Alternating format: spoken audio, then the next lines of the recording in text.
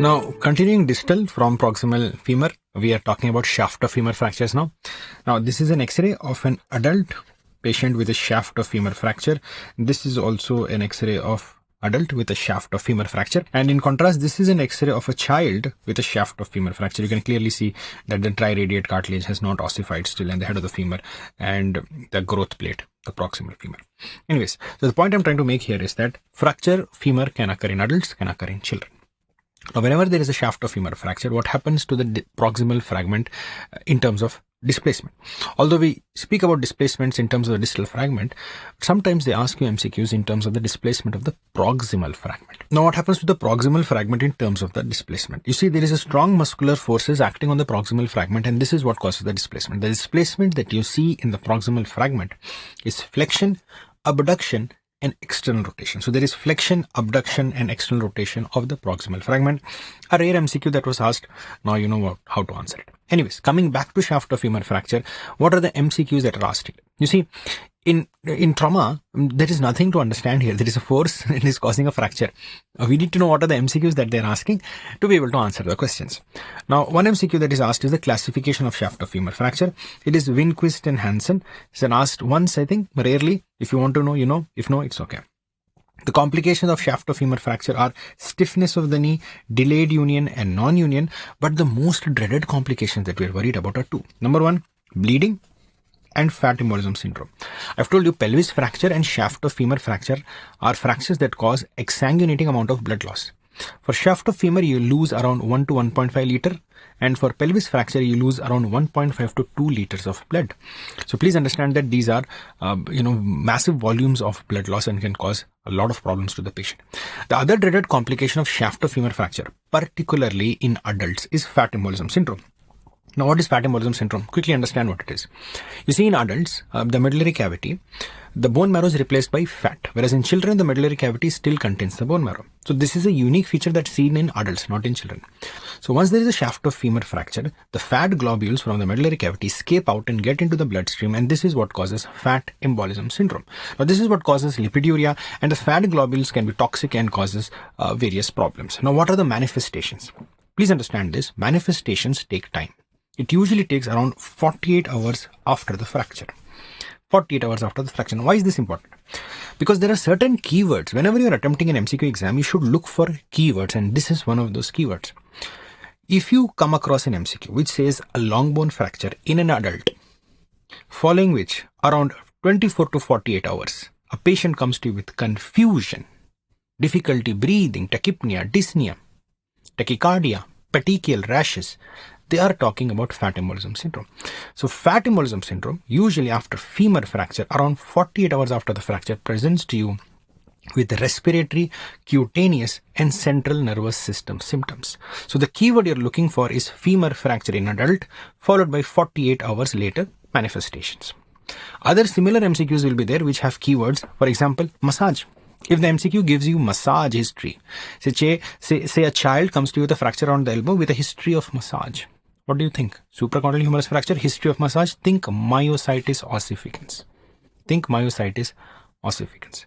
If the question tells you pain on passive stretching following a fracture, pain on passive stretch is again a keyword for compartment syndrome. Similarly, femur fracture, difficulty breathing, 48 hours after the fracture is usually fat embolism syndrome. These are the keywords you should look for, and we'll talk about all of this. A few more MCQs. Long bone fractures in the lower limb, particularly femur fracture, can be temporarily stabilized with a Thomas splint. This is the image of Thomas's splint. Other splint is the Bowler and Brown splint. We have read about these splints in the basics. You can go and review that later on. Now, what's the treatment of shaft of femur fracture? First, we'll address that. Then we'll talk more about fat embolism syndrome. Shaft of femur fracture management or treatment depends on the age of the patient. If the patient is very young, you can give Pavlik harness. Less than 6 months, Pavlik harness. 6 months to 5 years, you can give a hip spica cast. You can use gallows traction temporarily to stabilize the fracture, but please remember, it cannot be used in children who are more than 2 years or who weigh more than 12 kg. It can only be used in children less than 2 years and weigh less than 12 kg. I'll show you how. 5 to 10 years, if a child is 5 to 10 years, you use elastic nails, flexible nails. Enders is one variety, titanium elastic nail is another variety. These are both flexible nails. And adults more than 10 years, I've told you, based on the algorithm of fracture management, it's a long bone fracture in the lower limb, the treatment would be close reduction, internal fixation with intramedullary interlocking nails or rods. You know this from basics. Let me show you the images. This is the image of Pavlik hernias, and this is the image of hip spica cast. Hip spica is basically a cast that immobilize the hip as well as the spine. So hip immobilization with the help of spine. This is gallows fraction. What you notice here is this is usually applied to children below 2 years who weigh less than 12 kg. And once you apply this, parents are very happy because the child will be very happy and he will be revolving around there under the traction, and parents will be very happy. The thing you need to remember is that both the limbs are hung. Gallows means passing, hanging, right? Take him to the gallows, send him to the gallows, right? So you hang both the limbs. You hang both the limbs, and this is what you can use to temporarily stabilize a fracture, make it sticky, and then you can put him on a hip spica cast or a whatever you require. Okay, this is your gallows fracture. And elastic nails or flexible nails can be used in shaft femur fracture in pediatric age group. This is an X-ray of showing titanium elastic nail system used for a shaft femur fracture in a child. And in adults, you can go for close reduction, internal fixation with intramedullary interlocking nail or rod. Interlocking means you are using these screws to interlock the nail so that it doesn't rotate. Now, before we proceed and talk about fat embolism syndrome, I want to talk about one old nail that we used to use. It was called Kunsher nail. Kunsher nail, it's an old nail, outdated, we don't use it anymore. It was only used for isthmus fracture. It could not have been used for segmental or comminuted fracture. It was only used for isthmus fracture. Now, what are the points that you need to remember here? Number one, its cross section was in the shape of a clover leaf. Clover leaf. Cross section was in the shape of a clover leaf. Number two, it was a straight nail. If you recall, femur anatomically is a curved bone. So you are putting a straight nail in a curved bone. What will happen? It will give you the classical 3-point fixation. It would give you a 3-point fixation to stabilize the fracture. It could only be used for isthmus fractures. It could only be used for isthmus fracture, not for comminuted or segmental fractures. And it had an eye to help extract it out. This eye of the nail was usually placed anterolaterally. Sometimes, very rarely, they used to ask questions from Kunsher nail. Nowadays, I'm not seeing any question. But just for the sake of completion, you should know what it is. Now, coming back to complications of shaft of femur fracture, fat embolism syndrome. Now, what is the classical triad of fat embolism syndrome? Patient will have respiratory, neurological, and petechial symptoms. So, respiratory, neurological, and cutaneous symptoms. This is because the fat globules have escaped the medullary cavity, gotten into the bloodstream, and are causing the manifestations. Respiratory symptoms as in tachypnea, dyspnea, difficulty breathing, pneumonitis. Cutaneous symptoms as in petechial rashes, parambilical, axillary, petechial rashes, classical petechial, parambilical rashes. Neurological symptoms in terms of confusion, coma, right? Confusion or coma. And it is rare in children because in children the shaft of femur or the long bones contains marrow rather than fat. Why is this important? Because usually polytrauma patients, they present you with these symptoms like respiratory symptoms and central nervous system symptoms, and they can be in ARDS. So you need to be able to differentiate ARDS from fat embolism syndrome to the right treatment. Now, to help us get away from this confusion or solve this problem of the differential diagnosis of ARDS versus fat embolism syndrome, we have come up with a criteria known as Gertz criteria. You need to know this. There are major and minor criteria. Major are self-explanatory. It has symptoms of respiratory, CNS, and cutaneous. You can understand that there is nothing to memorize. But minor criteria are the one that students usually find confusion in, particularly patients who present you with anemia and thrombocytopenia. So anemia and thrombocytopenia are parts of minor criteria. Also, fat globules in urine and sputum will be there. We have a test known as Gertz test that can help diagnose fat globules in urine. You use this criteria to make the diagnosis. Now, how will you treat fat embolism syndrome? Before treatment, I want you to understand that prevention is the best.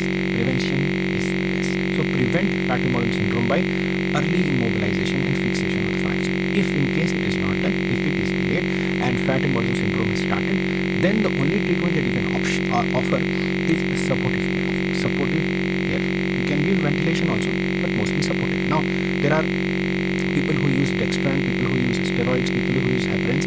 All of these things are assumed to give some relief, but there is not enough substantial evidence for us to recommend something. So oxygen and supportive care is the standard treatment.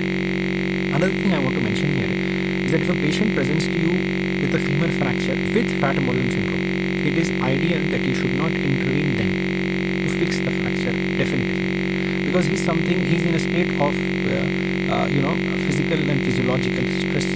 That is where the damage control orthopedics aspect came into existence, right? I talked about that in our basics. Damage control orthopedics, the aim is to minimize the insult to the patient. Minimize the insult to the patient with surgery.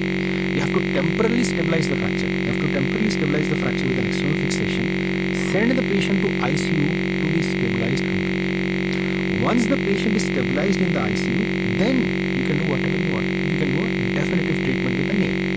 So remember, a patient with a shaft femur fracture who comes to you with a fat embolism syndrome, you will not do close reduction internal fixation with intramedullary interlocking nail. Instead, go for an external fixator. Apply it, send him to the ICU, let the physician stabilize him. Once he's stabilized, then you can go for the definitive treatment. Now look at what this fracture is. This is an X-ray of a knee joint. APV or lateral view? Yes, this is lateral view. This is femur. Yes, this is tibia. This is fibula. Very good. And this one is patella. And you can clearly see that there is a transverse fracture of the patella with the proximal fragment moving or displacing proximally and distal fragment staying there. So there is a distraction in the fracture. Can you tell me why? Can you tell me why? Because if you recall, this is your femur, this is the patella, and this is the tibia, right? This is the fibula. If you recall, which muscle comes and inserts the proximal pole of patella? The quadriceps tendon. So whenever you have a patella fracture, the quadriceps tendon will pull the proximal fragment away. So there's a lot of distractive forces acting on the patella fracture which will prevent its healing. So you know the treatment. Whenever there is a strong distractive force acting on the bone preventing its healing, the treatment is to convert the distractive force into compressive force. Yes, you know this. Anyways, so patella fracture, X-rays are AP view, lateral view, one specialized view. Yes, skyline view. Skyline view is used to diagnose patella fracture.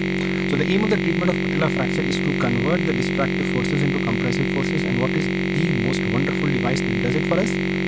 Tension band wiring. Yes. And how do you place it?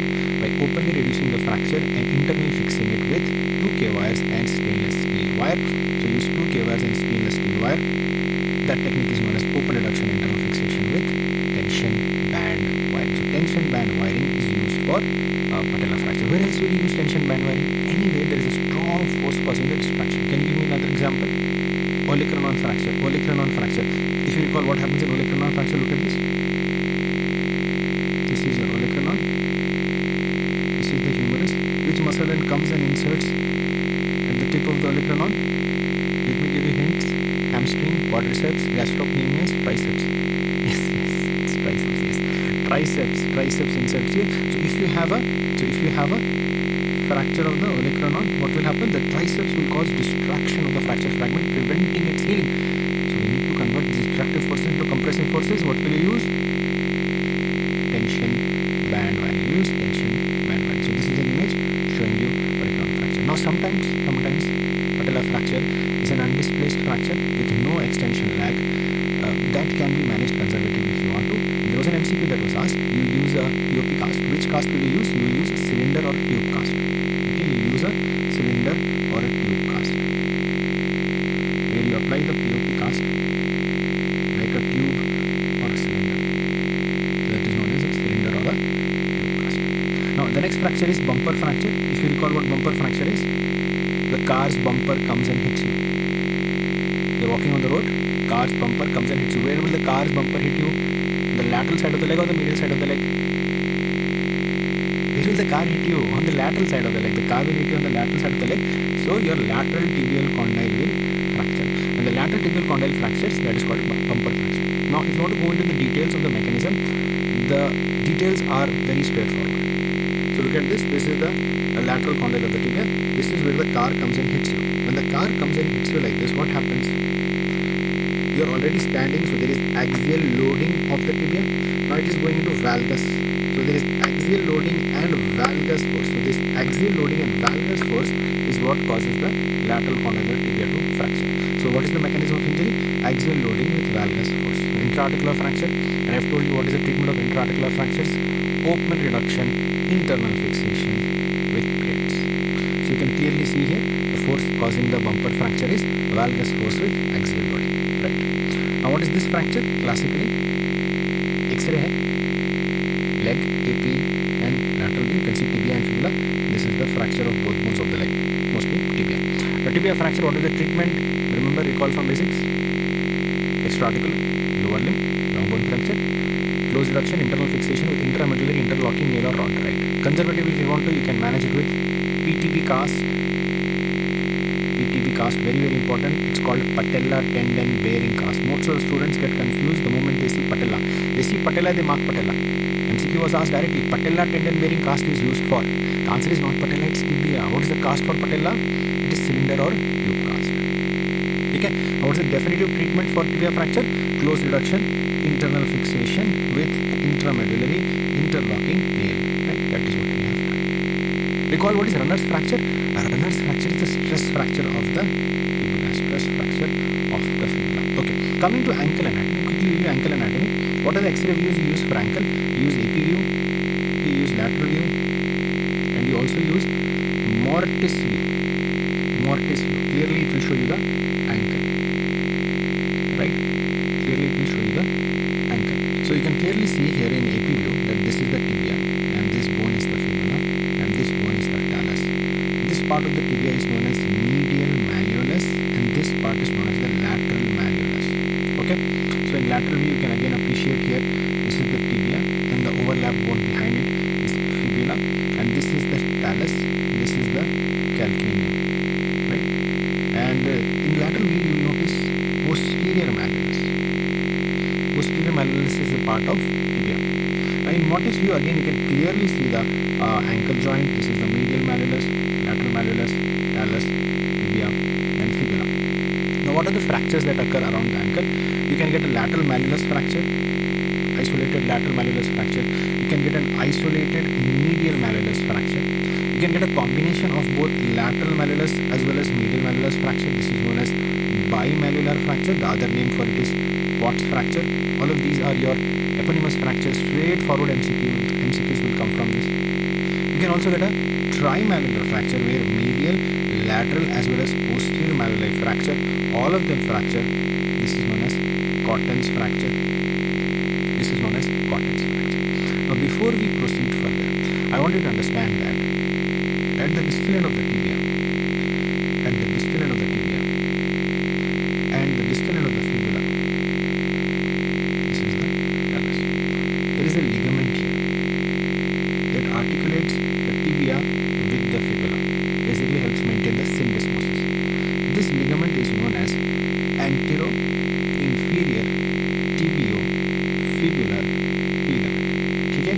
This is known as antero-inferior tibio-fibular ligament. It is attached to the tibia and the fibula on certain bony ridges. The bony ridge on the tibia is known as Tillot's caput tubercle. The bony ridge on the fibula is known as Lefort-Wagstaffy tubercle. Lefort-Wagstaffy tubercle. Now, upon forces acting on the ankle causing its injury, following things can happen. The AITFL, that is antero-inferior tibio-fibular ligament, can get torn in the substance. One thing can happen. It can get avulsed from the tibial tubercle, that is Tillot's caput tubercle, or it can get avulsed from the fibular tubercle, that is known as Lefort-Wagstaffy tubercle. If it gets avulsed from the tibial tubercle, we call it Tillot's caput fracture. If it gets avulsed from the Lefort-Wagstaffy tubercle, we call it Lefort-Wagstaffy fracture. That is all you need to know. That is all you need to know. Now, while you are on the subject of ankle injuries, I'm sure all of you have injured your ankle at least once. How? By spraining your ankle. And when we sprain our ankle, it goes into inversion. And when it goes into inversion, the lateral ligaments are the ones that are stretched.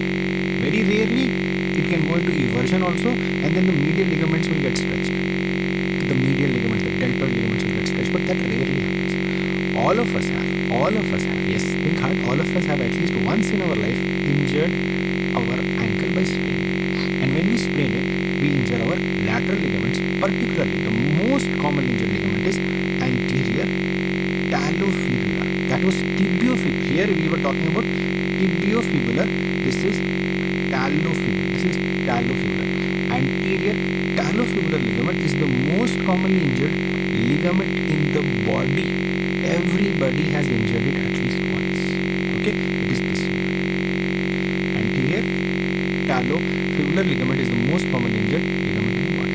Now, whenever a patient comes to you with ankle sprain, you must see this. They come to your casualty, they may come to your OPD, and they will ask for X-rays because they will think it's a fracture. But please understand that X-rays are radiation and they are not to be given unnecessarily. Okay, don't waste resources. We need to conserve them. So what has Ottawa is a city in Canada. The hospital over there have come up with something known as Ottawa ankle rules. What they say is that there is no need to get X-ray for every ankle injury. So there are certain criteria that you should look for in order to get an X-ray, because only then you might be expecting a fracture. Otherwise, just an ankle sprain, because ankle sprain is a very common thing that can happen. So what are the things that you should look for? Look for bony tenderness, either on the lateral malleolus or medial malleolus. If any one of them is there, get an X-ray. Or if the patient is unable to bear weight immediately following the fall, unable to walk on it. If the patient is unable to walk, if the patient has medial malleolus tenderness, if the patient has lateral malleolus tenderness, only then you should go for X-ray. Otherwise, there is no need for X-ray. It is usually an ankle sprain. Now, after Ottawa ankle rules, they have come up with cervical spine rules and so many other rules that can basically help people minimize the unnecessary expenditure on radiation. Anyways, moving further, coming to pilon fracture or plafond fracture. Now, what is pilon or plafond? Basically, pilon is a French word for ceiling. So, ankle's ceiling is this part. What is this part? This is the this is the distal of the tibia. This is assumed to be the ceiling of the ankle. Now, this is a fracture that can occur if there is a axial loading or if there is a fall from height. When there is a fall from height, the talus will force itself into the ceiling, that is the distal end of the tibia, and cause fractures. So look at this X-ray. You can clearly see that the distal end of the tibia is comminuted here. And let me show you this 3D CT of pilon fracture. You can clearly see that it is comminuted. Everything is destroyed. This is known as pilon or plafond fracture. Right? Now, moving on. Calcaneum fractures. This is clear. Calcaneum fractures usually occur because of fall from height. This is the most commonly fractured tarsal bone. There are two MCQs here. Most commonly fractured tarsal bone is calcaneum. Most commonly dislocated tarsal bone is talus. Anyways, calcaneum fractures fall from height. There are two angles here. A lot of MCQs come from that. Bowler's angle and Gisant's angle. In calcaneum fracture, Bowler angle is decreased and Gisant's angle is increased. That's all you need to know about calcaneum fractures.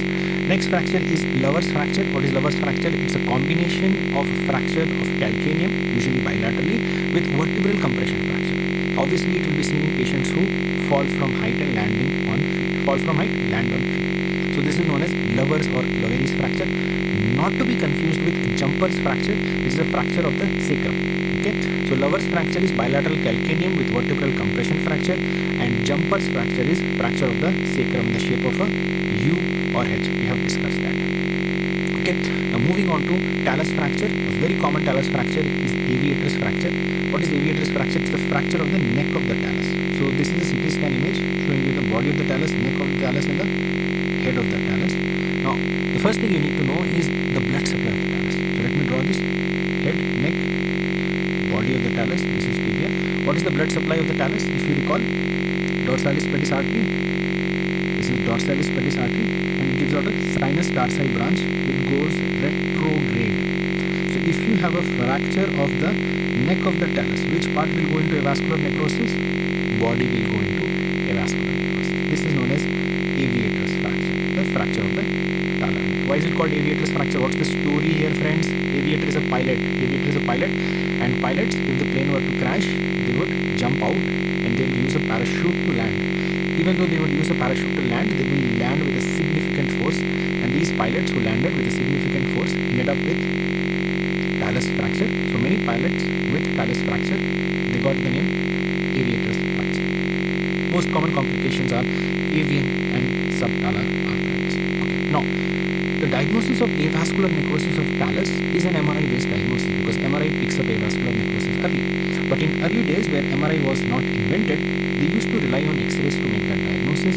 That is something where we are introducing you to an MCQ now: Hawkins sign. What is Hawkins sign? Now, Hawkins sign is basically subchondral lucency.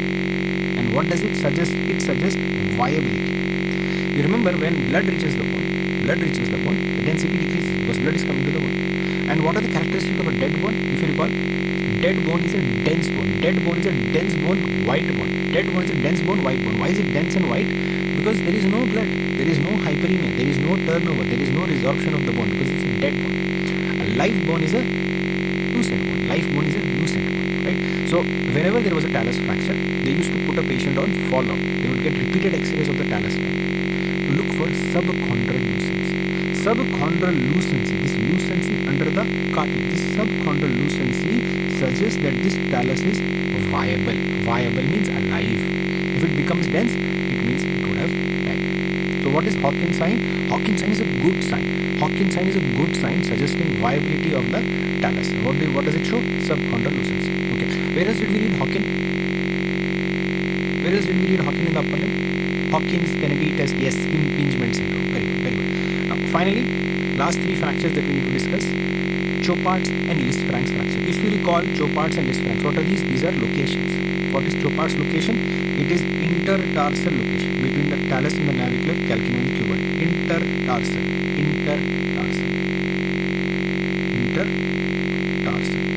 And what is Lisfrank's? Tarsometatarsal.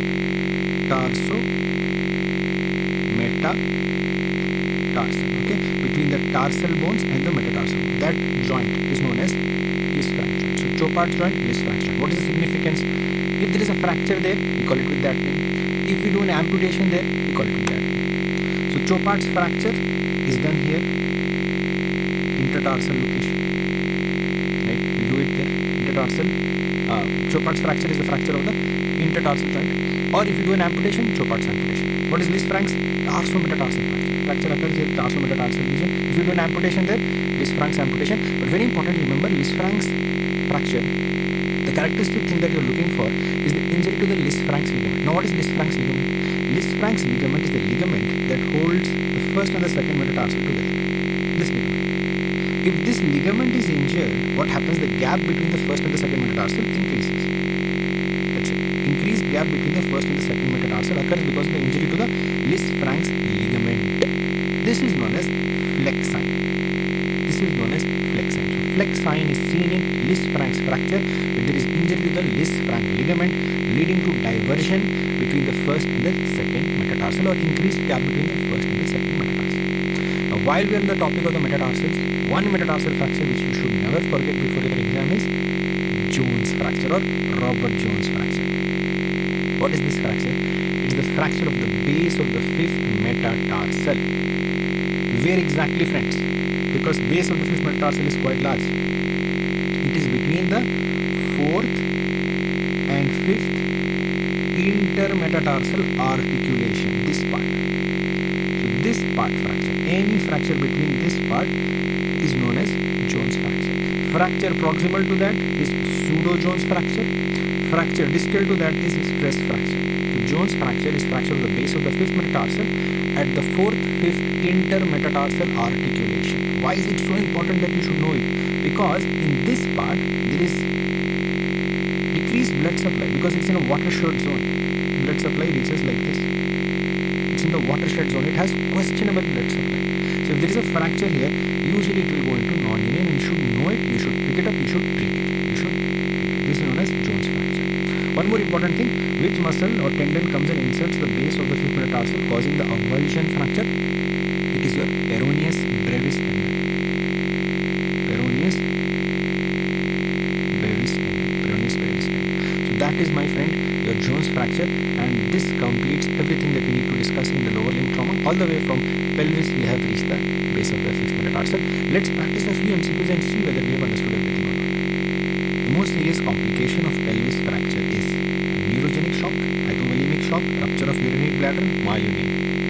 It is hypovolemic shock and we lose around 1.5 to 2 liters of blood, that is 4 to 8 units of blood. And urinary bladder, no, soft tissue injury, yes, it can occur, but most commonly it's urethral injury. Next, jumper's fracture and open book injuries are seen in forearm, pelvis, femur, humerus. Yes, it's pelvis fractures. These are pelvis fractures. Jumper's fracture is a H or U-shaped sacral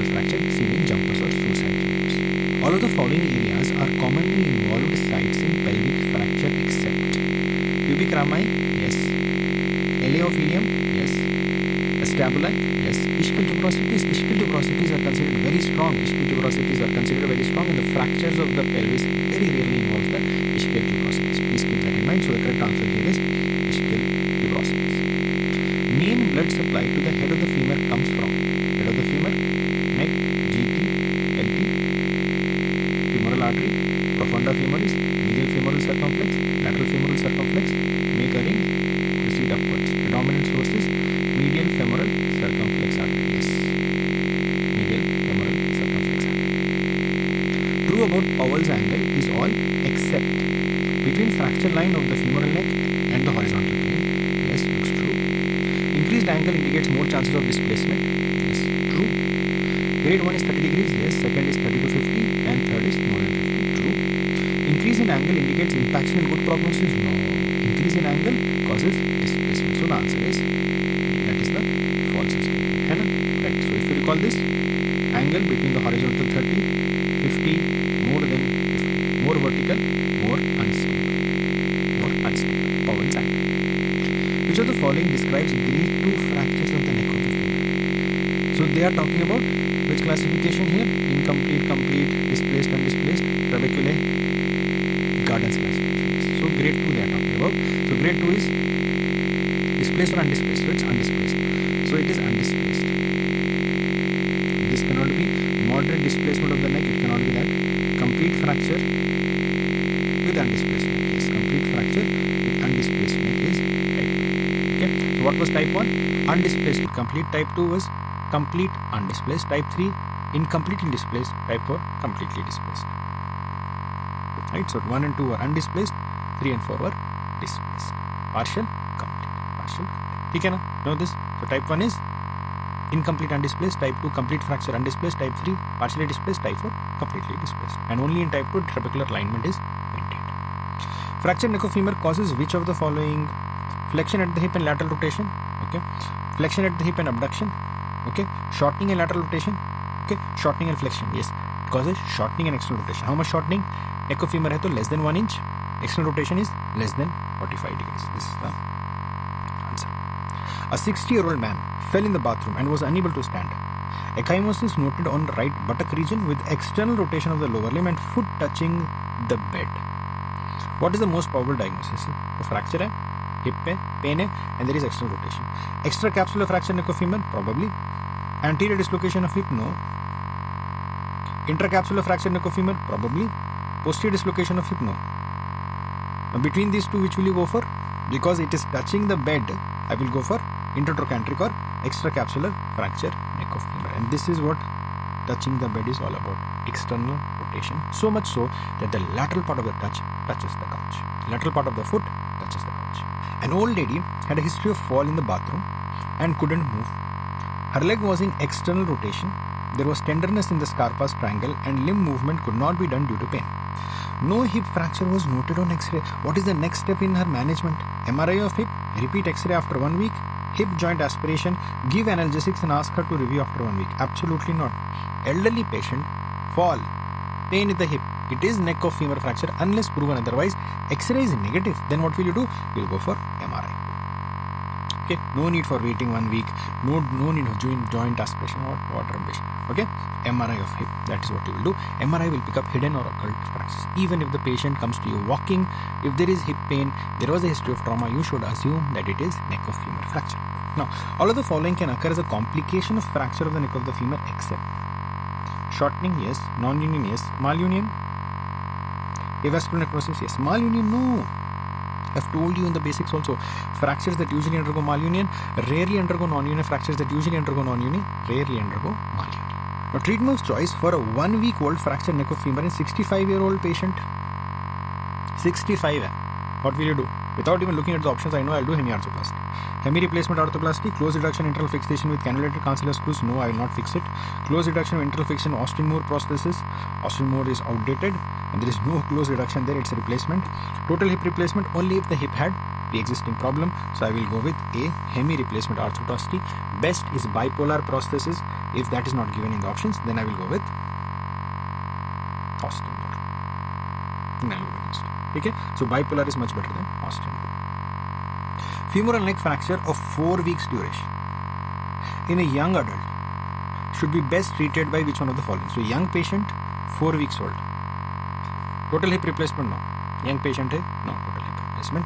Prosthetic replacement of femur head, no replacement. Right? There is no need for replacement. Reduction of the fracture and multiple screw fixation, yes, but he's already 4 weeks old. Upper femoral displacement osteotomy, yes. Powell's or McMurray's osteotomy is the thing that you will offer. They fix the fracture and do the osteotomy. That is the best in the options. A 65-year-old lady presents with 1 week old fractured neck of the femur. She is a known case of bilateral osteoarthritis of the hip. What is the best treatment now? Without doing the options, 65, so you have to go for replacement. Since already osteoarthritis is there, better go for total hip replacement. So answer is total hip replacement. I'm not even reading the other options. McMurray's osteotomy is done for malunited intertrochanteric fracture of the femur. Intertrochanteric, no, it's used for neck of femur. Non-union transcervical neck femur fractures, yes. Non-union lateral condylar fracture of the humerus, no. Malunited supracondylar humerus, no. So this is the answer. But also tell me, what is the osteotomy you will use for malunited supracondylar fracture of humerus? First tell me, what is the malunion in supracondylar humerus fracture? Gunstock deformity, yes. Cubitus varus, yes. What is the osteotomy you will use? Modified French osteotomy, yes. All are true regarding dislocation of hip except posterior dislocation of the hip is commonest, yes, very true. In posterior dislocation of hip, the limb is in flexion, adduction and internal rotation, yes, with shortening also. Sciatic palsy and vascular sign of Narath are noticed in posterior dislocation of hip, yes, true. Posterior dislocation of hip is commonly managed by open reduction under GA. No. Why would you want to open unnecessarily? You can go for close reduction. If it is not reducing, then you can go for close reduction under spinal anesthesia. If that is not going, then you can go for open reduction. Okay. Trendelenburg test or sign is positive due to the injury of superior gluteal nerve, inferior gluteal nerve, obturator nerve, tibial nerve. Answer is very straightforward. Superior gluteal nerve. Superior gluteal nerve, because it supplies the gluteus medius and minimus, which are the principal abductors of the hip. A 30-year-old man met with a road traffic accident and sustained femoral shaft fracture. 2 days later, he becomes mildly confused, develops fever, restlessness, tachypnea and petechial rashes. His chest X-ray shows widespread snowstorm mottling throughout the lung. The most likely diagnosis is, my God, does it get easier than this? A 30-year-old young man, road traffic accident, femur shaft fracture, presents 48 hours later with central nervous system symptoms, respiratory symptoms and cutaneous symptoms. My friends, the answer is fat embolism syndrome. The classical example of muscular violence, strong muscular pull. Fracture fibula, fracture patella, fracture clavicle, all of the above. Answer is fracture patella. Strong pull of muscle causes transverse fracture, and in order to reduce the fracture, you need to convert the distractive forces into compressive forces. What is the treatment? Open reduction, internal fixation with tension band wiring. Transverse fracture of the patella with the displacement of the fragment is best treated by its open reduction, internal fixation with K wires and tension band technique. That is the best answer. What is the usual mechanism of injury of the lateral condyle of the proximal tibia? What are they talking about? They're talking about bumper fracture. What is the usual mechanism?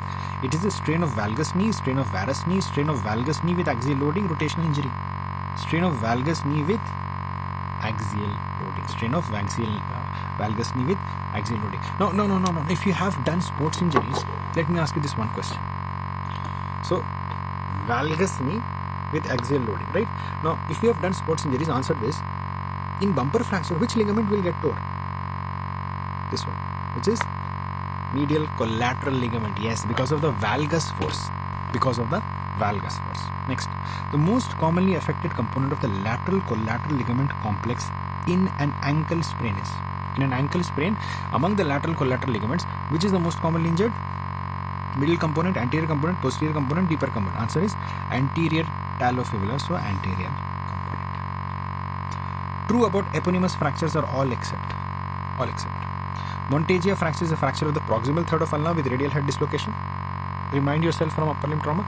Yes, this is true. Galeazzi fracture is the fracture of the distal third of the radius with the dislocation of the distal radioulnar joint and injury to the TFCC. Yes, true. Cooley's fracture is the fracture at the corticocancellous junction of the distal end of the radius with dorsal tilt. Yes, osteoporotic females. Potts fracture is a trimalleolar ankle fracture. Potts is bimalleolar. Potts is bimalleolar. Cotton's is trimalleolar. Bennett's fracture is oblique intra-articular fracture at the base of the first metacarpal. Yes, Bennett and Rolando are fractures of the base of the first metacarpal, intra-articular. Bennett's is incomplete displaced fracture. Rolando is complete undisplaced fracture. So the answer here is D. This is the wrong statement. Which of the following is a false statement? Cotton's fracture is trimalleolar. True. Potts fracture involves both malleoli. True. Lisfranc's is tarsometatarsal dislocation. Yes. Chopard's is metatarsal. True. Jefferson's is C2 fracture. No. Jefferson's is C1 fracture. C1 fracture. Very good. Pilon fracture is bimalleolar, trimalleolar, distal femur intra-articular, distal tibia intra-articular. You know this. Distal tibia intra-articular. Yes. This is the answer. The attitude of limb in posterior dislocation of the hip joint is. Tell me, you don't have to read the options. Flexion, adduction, internal rotation with limb shortening, and the head of the femur will be palpable in the gluteal region. So look for flexion, adduction, internal rotation with limb shortening. That is the answer. Okay? Now in the figure given below, the abnormality can be explained by weakness of. So this is the abnormality that is happening here. Okay? So this pelvis is sinking down. Okay? He's telling it can be explained by 2 gluteus medius, 2 gluteus maximus, 1 gluteus medius, 1 gluteus maximus. So this is side number 1. This is side number 2. So what is the problem here? What is the abnormality here? The sound side is sinking. So 2 is sinking. So this is the sound side is sinking. Which is the pathological side? This is the positive pathological side. Okay. So what could be the problem on side 1? Side 1, it is gluteus medius or gluteus maximus? It should be gluteus medius, that is the problem. Yes, gluteus medius. So 1 gluteus medius, this is the correct answer. This is the pathological side. Because of this, the abductor is failed and the opposite side is sinking down. Okay. Now, where will the patient lurch? Where will he lurch? He will lurch towards 1. He will lurch towards the pathological side. Okay, sound side sinks. Please remember. Now, what is the likely diagnosis of injury to the left lower limb? Left lower limb. So this is the left lower limb. What is the injury here? A posterior dislocation of hip, anterior dislocation of fracture shaft of femur, fracture neck of femur. The attitude is there is flexion at the hip, there is adduction of the thigh, and there is internal rotation. So flexion, adduction, internal rotation, friends. So what is it? It is a posterior dislocation of hip. It is a posterior dislocation. Next, a patient was brought to the hospital with complaints of pain around the left hip joint following an RTM. On examination, the affected limb was flexed, adducted, and medially rotated with obvious shortening. What is the most likely diagnosis? Come on, you know this. Answer is posterior dislocation. A 15-year-old boy was brought to the emergency room following a motor vehicle collision, complaining of pain over the hip. X-ray is given below. What is the next step of management? X-ray is given below. Okay, so this is your Shenton's line. Looks good. Shenton's line broken. Dislocation, adduction, and internal rotation. So it's a posterior dislocation of hip. So what is the next line in management? Do a close reduction and assessment of hip stability. Looks like a good option. CT and 3D reconstruction. Why? Your diagnosis is clear now. Why unnecessary get a CT scan? Are you getting hic packs? High weight skeletal traction. Skeletal traction will not help now. You reduce and then you can apply skeletal traction to prevent recurrence. Open reduction and posterior pillar of acetabulum reconstruction. There isn't any fracture now. Why would you want to reconstruct anything? The correct answer is close reduction and assessment of hip stability. Right? And once you have reduced it, you apply skin traction, skeletal traction to allow the soft tissue to heal. Which of the position of hip is being tested in the picture given below? Basically, the question is asking which position of hip is being tested in the picture given below. Which position of hip? Is it internal rotation, external rotation, abduction, or flexion? Obviously, there is flexion at the hip, but the examiner is turning the leg in. So basically, what is he testing? He's testing the external rotation. He's testing the external rotation. Please remember this very important point. When you are rotating the leg, you're basically trying to do internal or external rotation for the hip when the hip and knee are flexed. So please look at this. When you're bringing the leg out, you're basically doing internal rotation at the hip, and when you're sending the leg in, you're basically doing external rotation at the hip. So don't get confused on the exam. Here we are doing internal rotation. Here we are doing external rotation. dislocation. Now with that, we have basically completed our lower limb trauma. It's essential that you practice a lot of MCQs here, particularly from dislocations of hip and fractures around the hip. That way you will be sure that whatever you have learned now, you'll be able to answer on the exam.